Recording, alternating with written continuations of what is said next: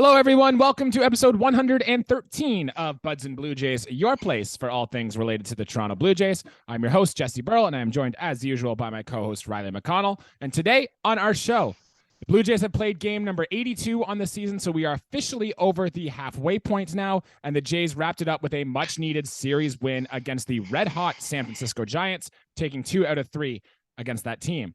We'll have more reaction to that in this episode, including dominance performances from Kevin Gausman and Chris Bassitt, thoughts on Alek Manoah's disastrous rehab start in the Florida Complex League, plus some all-star stuff, Vladimir Guerrero Jr. is going to the Home Run Derby, and so much more to come later in this episode. But first, Riley, give you the first word. What's up? How are you today?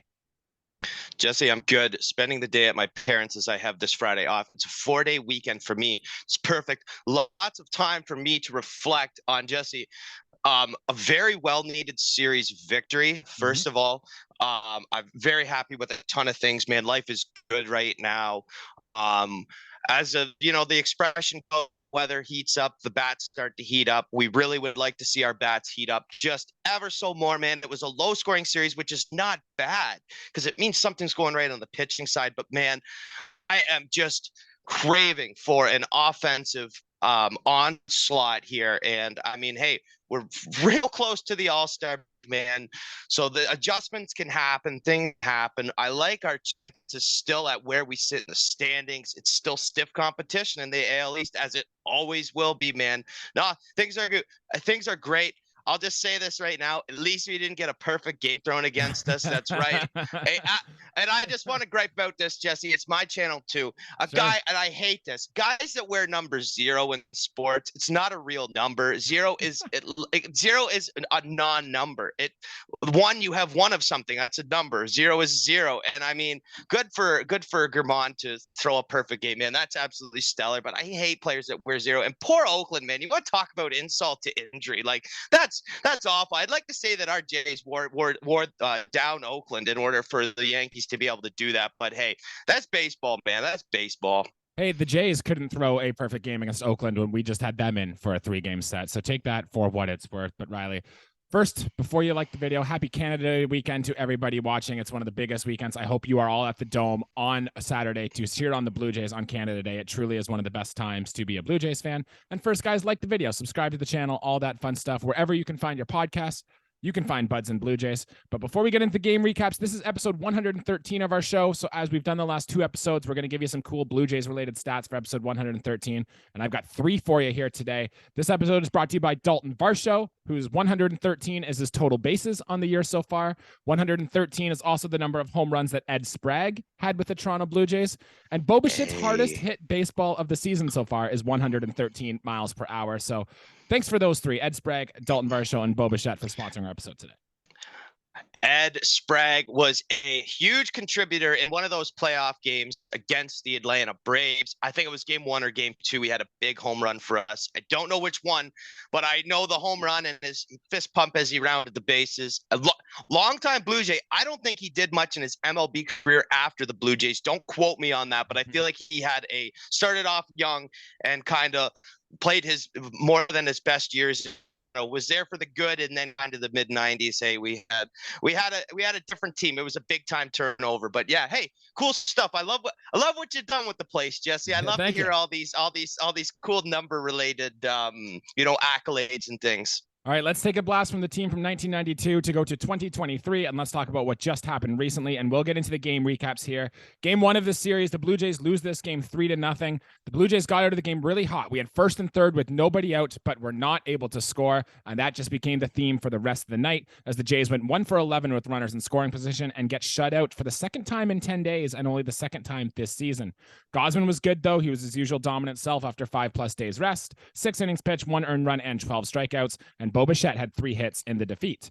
Game 2, the Jays get back into the win column, and you want to talk about a hot start. They really got off to a hot start in this one. They scored 5 runs in the top of the first off Logan Webb, doubles by George Springer, Brandon Belt, Dalton Varsho, and Whit Merrifield to go along with singles by Bo Bichette and Danny Jansen led to the 5-run outburst. The Jays rode another bullpen day with Trevor Richards, Bowden Francis, Mitch White, and Trent Thornton holding the Giants to 1 run and 6 hits over their 9 innings. Every single Blue Jay who started in this game got a hit, and the Blue Jays kind of needed a relatively easy victory, and they got one in this game here. And in game 3, the rubber match, the Blue Jays were locked into a pitcher's duel as Chris Bassitt and Keaton Winn battled each other hard for 6 innings each. The game was scoreless until Brandon Belt drew a 2-out walk in the 6th, and Vladimir Guerrero Jr. followed it up with a 413-foot bomb of a moonshot to give the Blue Jays a 2-0 lead. Tim Meza and Eric Swanson were 6 up, 6 down, and Jordan Romano did run into some trouble in the 9th, but was able to get Brandon Crawford to fly out to center with men on base to secure his 24th save of the season. The Blue Jays win for the 3rd time this year, getting 3 hits or less, and Bo Bichette's hit streak is snapped at 13 straight games. So after the series, Riley, and after the first half, the Jays sit at 45-37. We're 4th place in the AL East. We're 10 games back of the Tampa Bay Rays. We're currently in the 3rd and final wildcard spot, half a game behind the Yankees, 4.5 behind Baltimore, but we're only half a game ahead of Houston, and the Angels are just 1.5 games behind them. So, Riley, a lot of talking points to come out of the series with the San Francisco Giants. The floor is yours, my guy. Where are we going? There's ton to talk about, man, not only in game but out of the ball games that just happened. So let's just get right into the pitching. You hear these scores, how low these scores are, and that's due to our pitching, and we kind of have a yin and yang. One of our pitchers is saddled with a loss, the other one picks up the win. I mean, let's go with Gausman, the guy that picked up a loss. Not too many times do you give up 3 hits and strike out 12 and get handed a loss. He went 6 innings in this one and looked absolutely fantastic, man. San Francisco hitters, like, they obviously did a good job of reading the scouting report on Kevin Gausman, but I felt like his pitch mix was different. The way he was painting the low part of the zone with that fastball, the velocity up, it was just, that's how he got so many backwards Ks just on that pitch alone. I mean, he only walked 1 hitter. Like I said, anytime you give up 3 hits over 6 innings, that's a whip I like to see, man. That's a whip I like to see. Those strikeout numbers are for real. Kevin Gausman, what, top 3, first in the American League in strikeouts, whatever it is. Like, he is a top 3 strikeout arm in the MLB. It is officially like the first half of the season. You can look at Kevin Gausman and his numbers and go, like, this guy has a real chance to win a Cy Young Award. I mean, it sucks that he got dealt that loss. It really does. Kevin Gausman is on an absolute tear. He is our number 1 guy. And I mean, he pitches another gem. Now let's turn it over and go game 3. Same deal. Bassitt goes 6 innings, strikes out 12 guys. Yes, he gave the same amount of hits in 3. He walked 3 batters. What's 2 walks different on your line? He picks up the win in this one. Chris Bassitt, his career high in strikeouts, man. You love to see it. You love to see a guy like that. He's not a mid-20s guy picking up. He's a guy like George Springer this year who seems to be playing very good ball as a savvy veteran. And Chris Bassitt, exactly what I thought we needed at the start of this year. I was not wrong. I was not disappointed. Yes, there's been the start, yada, yada, yada. But this is the kind of game where our bats were not on. I mean, Jesse, 3 hits. Are you kidding me? 3 hits. You want to talk about bats? A pitcher, right? Yeah, I guess this win guy who, whatever. I mean, he didn't get the win. Bassitt got the win. It was well earned, man. Because anytime a team strings together 3 hits on your side, I mean, you got to be on your A game. And hey, Jay scored when it mattered. Bassitt pitched an absolute gem. Just glad to see one of those pitchers walk out with the W, because both of them deserve to win, man. Pitching was definitely the tail of the tape in this series here. And hey, pitching and defense wins you ball games, right? Certainly did in this series. I have notes on both these guys, Riley. I guess I'll start with Kevin Gausman. I don't remember the last time the Toronto Blue Jays had 2 starting pitchers in the same series, both rack up 12 strikeout performances. I feel like it's been a while, but it's the 7th time this season Kevin Gausman has had 10 or more strikeouts in a game, including his 1,500th strikeout of his career, Riley. He is now the 21st active player to have 1,500 or more strikeouts. And 2 things from this one. The first one I thought was kind of funny when I'm watching the game and Kevin Gausman got his 1,500 strikeout. They put something on the Jumbotron there. The fans started cheering, and you saw a visible look of confusion on Kevin Gausman's face, because I don't think he knew that it was his 1,500th strikeout of his career. He thought that fans were just cheering for Jock Peterson as he was coming to the plate. And I think Kevin Gausman was like, was Jock Peterson ever a Blue Jay? Like, why are they cheering him on? And I thought that was kind of funny coming out after the game there. And then the other thing I've noticed with Kevin Gausman Gausman, and you kind of mentioned it here, getting saddled with the loss. It's because he's just not really getting any run support, man. Like if you look at the 4 starters who are still in a rotation, Jose Barrios gets the most at about 5.78 runs per game. Kikuchi's next at 5.68. Bassett gets a little over 5 runs a game. Gausman only gets 3.1 runs per game, and it's tough to rack up a big win total when your offense isn't getting that much runs behind you. So, hey, pitchers can't control how much runs their offense score, but it sure would be nice to get Gausman a little more here. It would absolutely be nice against his former team at some point for Kevin Gausman, the last team he played for anyways before the Blue Jays. But yeah, you can't control that, Jesse, and it's just one of those funny things in baseball. And at the end of the day, I mean, wins and losses don't really tell you a lot about a starting pitcher. And in Kevin Gausman's case for this one, I mean, you look at everything else, Jesse, and you know exactly, it tells you exactly what you need to know about this guy. This is, it's not average work by Kevin Gausman. Obviously, this is a spectacular start, but you can expect things like this, man. Double-digit strikeouts. I'm quite surprised he really didn't go deeper into this ball game, but I mean, he was over 100 pitches, over 100 pitches again. I mean, Kevin Gausman is just a workhorse, dude. He is a fierce competitor, and I mean, wins or losses, his numbers alone and every other stat, every other category are up there as far as the MLB goes, as far as the American League goes. So it doesn't really matter. He did his part, Jesse. That's all we can say. Kevin Gausman, correct. And add on Bassett to that. They had hell of a starts, but yeah, for sure, Gausman, this is what he's going to do more in the second half to, I mean, your pick, Jesse, your pick of the American League Cy Young, and I can see that happening. I mean, it's definitely not a stretch, dude. He's been an absolute workhorse. If you want to look at strikeouts, innings pitched, and his ERA plus categories where he's just, I mean, either first or in the top 3, it's Kevin Gausman, man. Kevin Gausman has now moved into the top 20 in Blue Jays pitching WAR all time, doing that in less than 50 starts with the team. He just moved ahead of both Ricky Romero and Brandon Morrow. Next on that list is AJ Burnett for Kevin Gausman to catch up. So I want to talk about Chris Bassett's performance too, and he turned in a gem, as you already mentioned, and it was very nice to see after he had 3 subpar outings in a row. It's good to see the bounce back from Chris Bassett here. Teams have been kind of stacking up the left-handed hitters against him as lefties, as they do normally against right-handed pitchers. They do hit righties better. And Bassett, for those 3 starts where he got really hit around, he was using his predominantly sinker and slider against lefties, but he really mixed it up more in this start. In fact, he threw his 4-seam fastball more in this start than he had in any other start this season. And he also threw the changeup, the curve, and the sinker roughly 20% of the time, where typically in a Chris Bassett start, that's closer to about 10%. So the Giants are very good at reading scouting reports and guessing swing planes with their swings and stuff. So I think the fact that Chris Bassett was able to keep them guessing so well led to the 12 strikeouts over his 6 innings.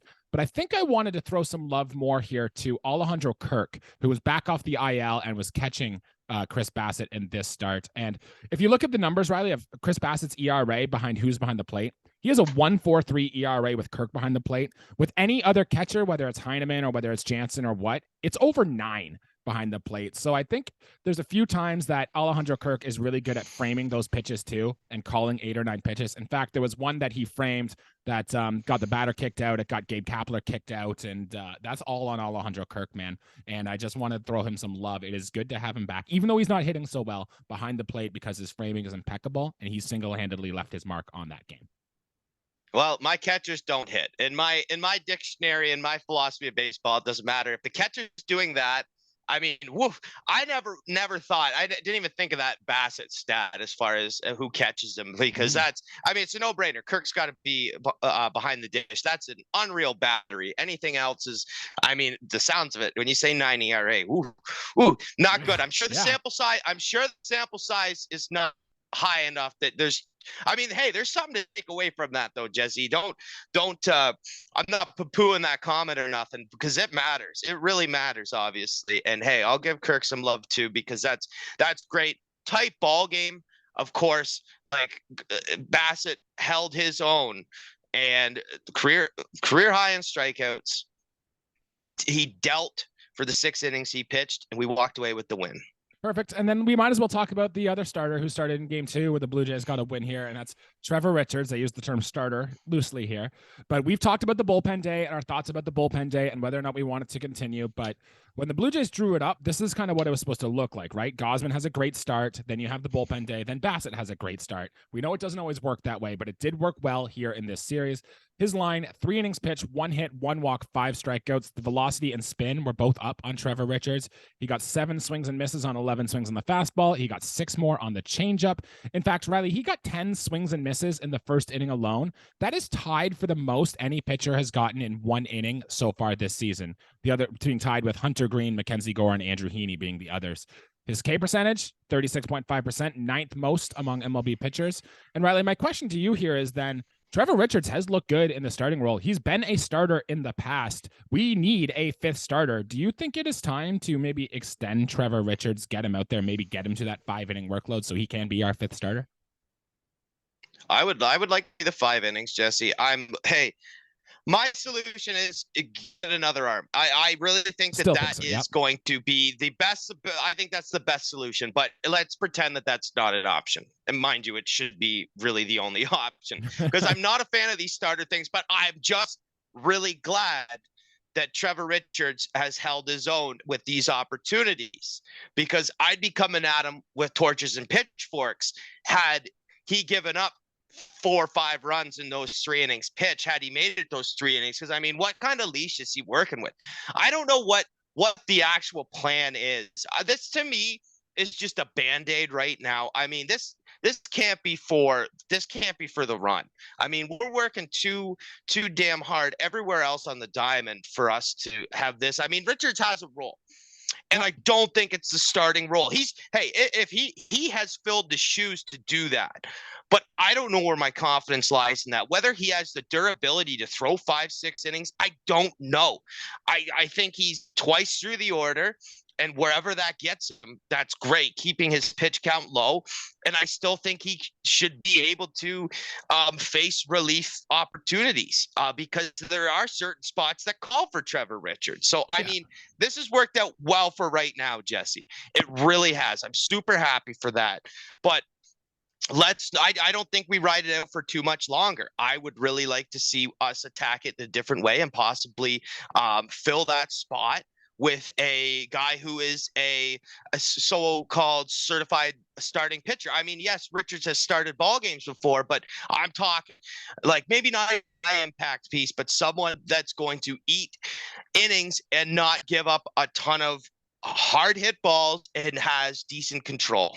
Yeah, especially if Richards is able to get the strikeouts he's able to get. Don't you kind of want that guy in the bullpen late in games with runners on? You know, I can see the value, but I agree. I think this bullpen day thing isn't going to last too much longer. I do think the Blue Jays are going to get somebody out there. But Riley, let's talk about somebody who is not going to be joining that spot, or the reason, I suppose, the Blue Jays have a bullpen day in the first place, because Riley, this was supposed to be Alek Manoah's spot in the rotation. I think we've talked about Alek Manoah every single episode. Riley, last episode, you told me, hey, there's a chance he can figure it out. He can come back. And wouldn't it be a good story if Alek Manoah comes back and throws a no-hitter? But we got our first look at him in the Florida Complex League, Riley. And honestly, the start did not go good at all.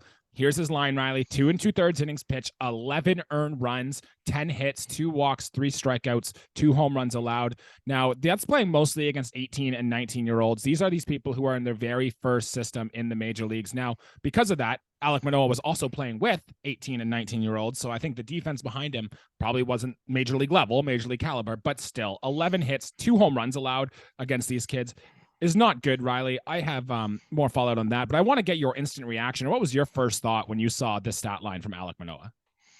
It's embarrassing. It's embarrassing is what it is. That's the first thing that you go from hero to zero real quick, man. I mean, that there's gonna listen, this is gonna be a story for Major League Baseball, no matter how this turns out.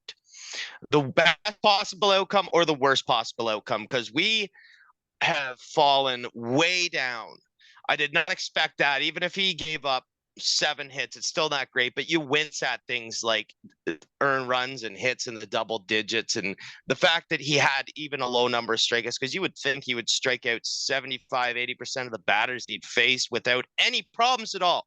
without lack of control, just getting swings and misses on fastballs, with getting them, getting ahead in the count early and finishing with the breaking stuff, or like fundamental pitching stuff against low-level guys. But this just wasn't the case. And yeah, Jesse, it's honestly embarrassing, man, for the guy that I called our ace to start the year, the guy who I thought was going to be our best pitcher, and by far, there was nothing that told me he wasn't. And now faith is just it's not there. There is nothing that leads me to believe. And, you can put this on my record too, because I've said a lot of different things about Manoah this year because of how the progression has worked, or degression. I mean, Jesse, I think it's at this point, it's safe to say I would be not surprised if he does not make another start for the Toronto Blue Jays this year. I think I agree with you. I said that when Manoah first initially got demoted, like it was tough, but it's very hard to see Alek Manoah coming back. Riley, I'm going to break down every single at bat or every single plate appearance that Alek Manoah had here in this game, and tell me if this makes it sound worse or better. The first inning, he gave up a leadoff single. Okay, that'll happen, right? But then he goes ground out. So he had one on with 2 out. He then gave up another single, but then struck out the 5th guy. So he gave up 2 base runners, but got out of the inning unscathed. The second inning, ground out and strikeout. He had 2 out and nobody on. He then walked the 3rd guy and then single, and then gave up a grand slam before getting a ground out to end the inning. So he's down 4-0 after 2. The 3rd inning comes along. He get a leadoff walk, which you never like to see. Then a double. Then he struck a guy out. Then a single, double, home run before he got a ground out to get that 8th out at the inning, Riley. Now, a lot of talk had been made throughout the baseball industry when they saw this stat line come out. John Schneider said this. He said, obviously I saw the line score and all that stuff, but he heard that things they were talking about in terms of strike throwing, delivery, velocity, and tempo were all positive. Ross Atkins was asked about this as well, and he said he fully expects Alek Manoah to be back with the team before the end of the season. I personally don't see how that's possible right now, but there always is a chance. And then Ross Atkins said, quote, he is clearly making progress towards the goals the Blue Jays had given him. Otherwise, results were unideal, and Atkins called the reports of Manoah's slider, quote, less consistent than other pitches throughout. So if he's going down here to fix his slider, and the general manager is just saying the slider isn't as consistent as we want it to be, that's a problem, Riley. And TSN Scott Mitchell was down there, and yeah, like the Ross Atkins and John Schneider can say all these nice things, but like he heard from people down there that some scouts said, yikes. And another scout said what you said, Riley, that was ugly. And and it's just so much more. And I'm losing hope on Alek Manoah right now. I mean, our figureheads there with the GMs, the managers, whoever it is, they have to say, they're not going to say we're really concerned about his development or his, rehabilitation, whatever. They can't say that stuff, Jesse. They have to fill our heads with positivity towards this, because it is a subject that's going to, I guess, I don't want to say but this is a guy who could possibly be the second coming of a Roy Halladay for us. I mean, that doesn't seem to be feasible anymore. Now, yes, there was a time where Roy Halladay was sent back and everything like that. But I mean, get it together, man, because yikes, gross, scary. It's as a Jays fan, Jesse, we should be very scared, because not only does this affect us this season, which is a very important season, also really takes a toll on this team's future because of what investments we have put towards Alek Manoah. I mean, it's not ideal. I mean, hey, if this was a guy, if Yusei Kikuchi was taking this, I knock on wood, and Yusei Kikuchi has pitched fantastic this year. But if the roles were reversed, I mean, we wouldn't be as in depth like this. We wouldn't be having the same conversation. I mean, this is Alek Manoah we're talking about. This is a Cy Young finalist. This is a guy who had so much potential, and now it seems, Jesse, I don't even know where square one is. Like, what square we are at. Like, it's not really feasible. We are baby steps. We are back to crawling from sprinting. Whatever it is, man, whatever the main issue is, whatever Atkinson and Schneider can say, whatever, he controls great velocity, he did the assignments, whatever. When the scouts start to say that, when the guys who went down to watch him play start saying things like that, those are the people that I believe. And that makes me it makes you sick to your stomach, man, because we have so much invested, and he is so crucial for this organization.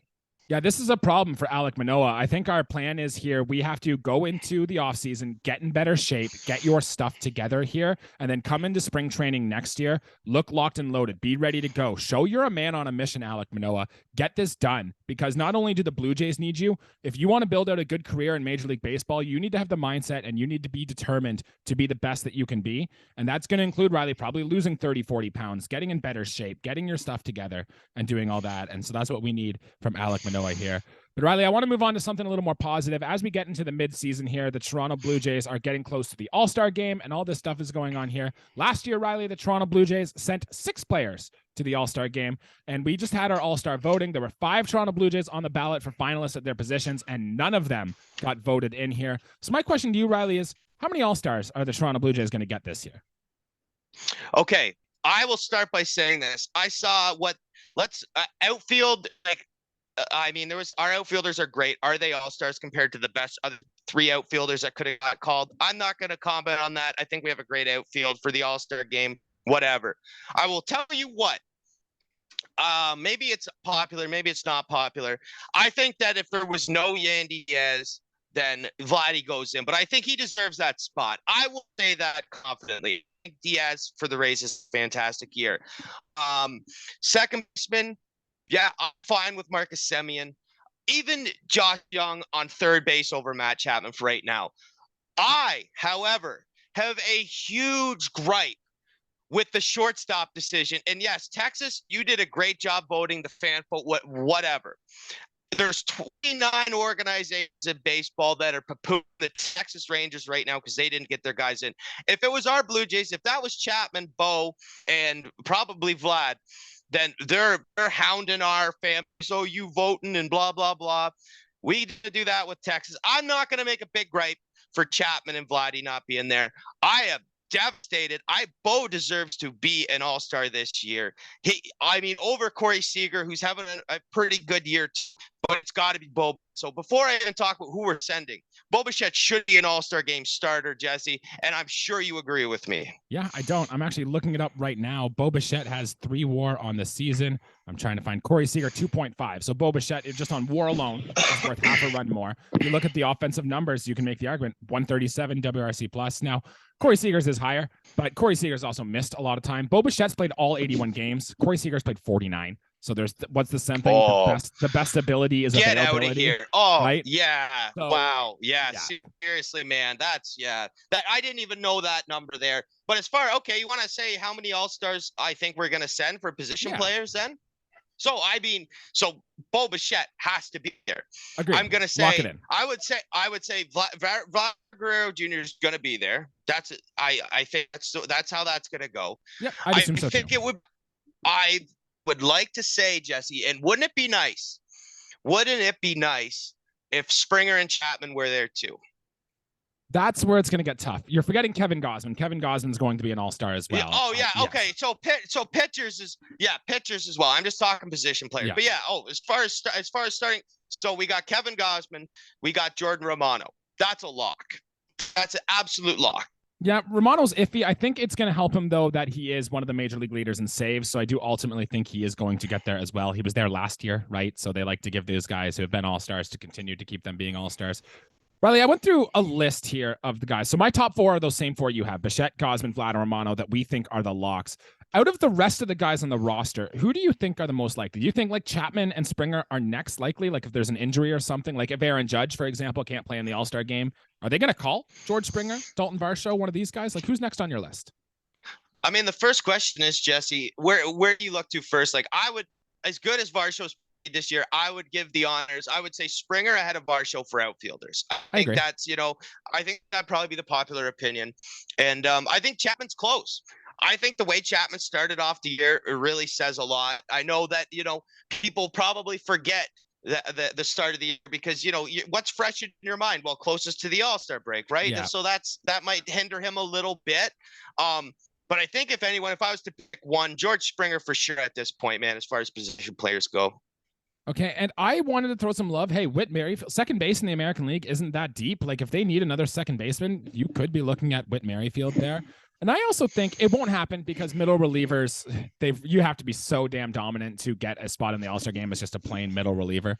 But Tim Mesa's been really good. Eric Swanson's been really good. Like there could be some buzz. You know, the Jays sent Steve Delabar to the All-Star game for goodness sake. So there is a chance that one of these middle relievers get in, but I don't think so. And also I think Chris Bassett, with the performance he's put together in this first half, might have a sneaky case to get into the back end of that All-Star game. But I think I'm with you, Riley. I think 4 is the number on what we're going to end up with this year.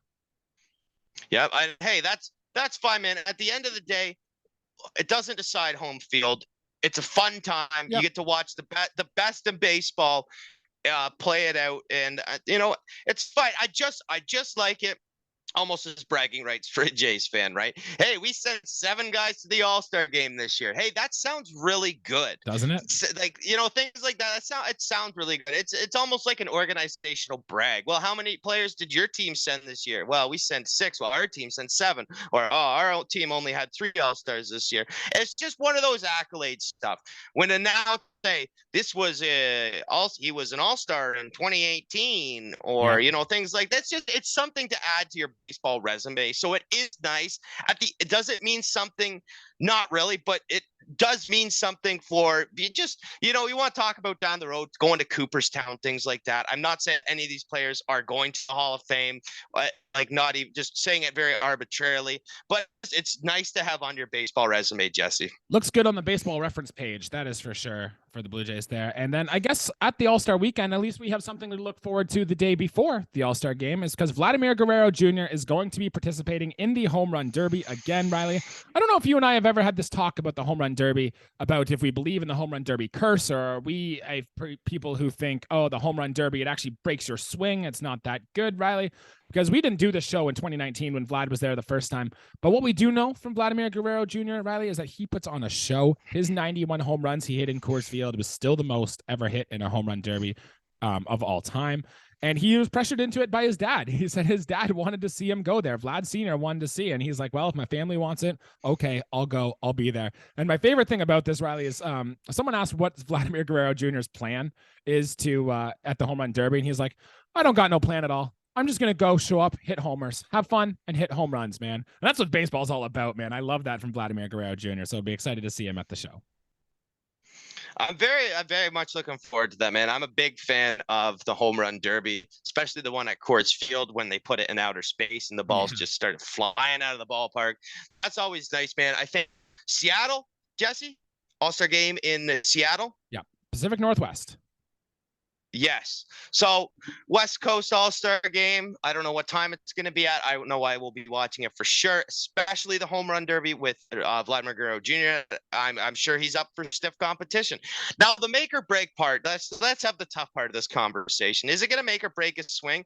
Well, honestly, maybe. Like, is his swing going to get a lot worse than what it's been? Well, God, I hope not. He swung at a couple sliders in this San Fran series that did not look good on the outside part of the plate. Maybe this will be a nice kind of, like, build his confidence back. Maybe see some pitches just fluttered in and just remember, like, hey, like, I don't, because pitchers have learned how to pitch to Vladimir Guerrero Jr. I mean, it's a lot different league than he played in 2-3 years ago, and I'm very excited to see what he can do, because yeah, he will put on a show, man. There's no question about it. But the wall is elevated, it is not on the ground, so we just hope, hey, like, if he can elevate it in the home run derby, what's to say he can't do that in regular season play, man? Honestly, bingo. Yep, that's what we're hoping for. We're hoping that this can teach him to get those fly balls in the air, because Vladdy's on a 23 home run pace right now. That number needs to change. If the home run derby is what it takes to get Vladimir Guerrero Jr. to hit the ball in the air and drive it with authority, he could be in line for a real big second half. And honestly, I kind of think it's going to happen. I think this might be the line, the storyline, the story that we go out from Vladimir Guerrero Jr. in the home run derby to him becoming that slugger, the guy we know that's in there, Riley. And I'm hoping that's what comes out of this home run derby. Yeah, Jesse, I really have a lot of faith. You say big second half, and I couldn't agree more, because 20 on pace, I couldn't get over it. On pace at 23 home runs. Man, that just can't happen. We need more from this guy. We absolutely need more from Vladimir Guerrero Jr. Maybe the series this weekend isn't the turning point, but let's let this home run derby be the turning point. Let's, like, do some reconfiguration, and Let's do it when we're playing. Remember, power swing, but we want to do with our analog. We want to point it up, not down, in order to elevate that ball. Yeah, that's all I got on Vladdy. A few notes here. You know, Zach Pop is going through another rehab assignment. Tyler Heineman's fine. He's down in the minor leagues when Kirk got called up. Jimmy Garcia's knee is a little bit hurt. Kevin Kiermaier has been out of the lineup 4 straight days. I actually don't think he's in the lineup again here tonight either. He's dealing with some back tightness. And Ricky Tiedemann, Riley, we haven't heard his name in 2 months, but he's back to a throwing live bullpen in the next coming days. And Ross Atkins said the velocity is back up to the high 90s, and they're really excited about where Ricky Tiedemann is today. So that's a good sign. We want to get our best pitching prospect back on the bump as well. We need more pitching. Do you have a quick thought on any of those, Riley, before we call our episode? Hey, Ricky Tiedemann could be, I don't know if he's the now solution, but if they like, you want to talk about replacement guys and replacing guys. I mean, I really hope we don't have to end up replacing Manoah with someone like that. But the Ricky Tiedemann hype is real right now. And I mean, be healthy, progress at a good level. And then once you hit those, the amount of games played in AA, like that, they'll go, oh, hey, like this guy could be for real. He start competing with higher and heavier competition. Then I wouldn't be surprised to see him in a major league game at some point. I don't know if it's going to be this year. September is still a long ways away though, Jesse. So yeah, you never know, right? Dude, with Manoah not returning, like I wouldn't be surprised. Well, first off, find a starting pitcher, and if just are too lazy to do that, like then I mean, crazy. There's been crazier experiments go on than calling up a 20-year-old starting pitcher and using him in a relief role and possibly giving him a spot start here and there. Baseball's done crazier things. People of the game have done crazier things, but we just got to fill that spot, man, and we need to fill it sooner rather than later. As far as I'm concerned, man, as good as Richards was, it's too late for me.